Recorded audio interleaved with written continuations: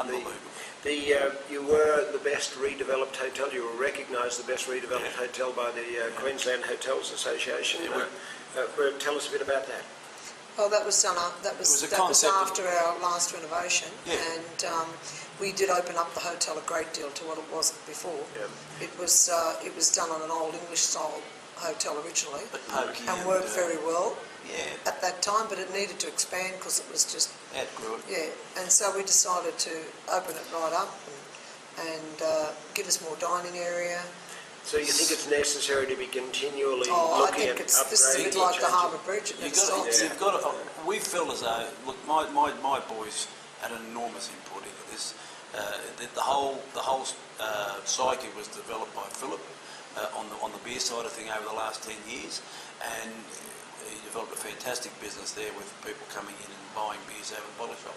Between the two of them, they came back to us and they said, why don't we do something between Matthew and Philip? Frank wasn't fully involved in that stage. Why don't we do something on a basis that what we're doing at the bottle shop, why don't we apply the same thing here? And over a period of 2 years, we formulated the idea.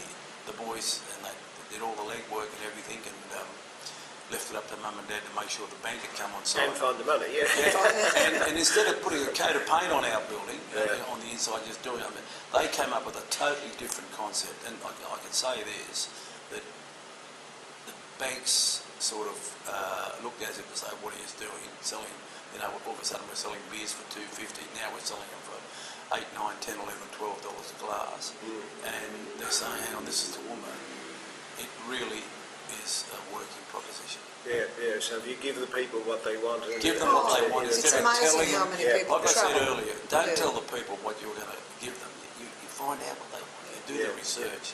And we think just in this little area alone, look, there's other things we probably miss out on, but in this little area alone, we think we've found out what the people want. They want service and they want product. Something different. Finally, the future of the industry. How do you see the future of the industry? Well, I'll let Diane have her say. We touched on this just a couple of minutes earlier, but what do you think? I think as far as I mainly work on the restaurant side of things. And that's important, that's what drives this business. I think I can't see that waning, especially since smoking is no longer in the hotel. A lot more people are bringing their families down, but also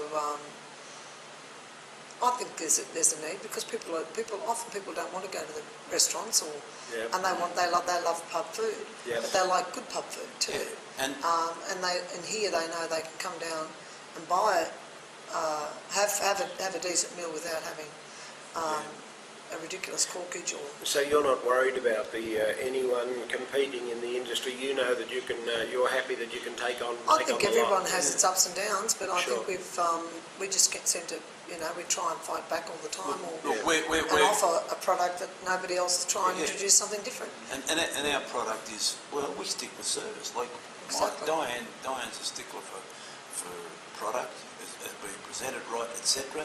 And the food comes out right. Steaks, etc. All the same got to be cooked right. But it all goes back to service. And we've given service here for 13 and a half years. I think out of those 13 and a half years, there wouldn't be more than 3 times in a lifetime that a member of the family hasn't been here to look after people. That's pretty powerful stuff, and it's fabulous to see, and delighted that you'll share this, your thoughts with us. It will be going all over Australia. I think you're one of the last, or I'd say one of the last. You are a family operation. It's fabulous to see. Thank you for sharing your time with us. Thank you, Max. It's great. We're delighted. We're happy to welcome anyone.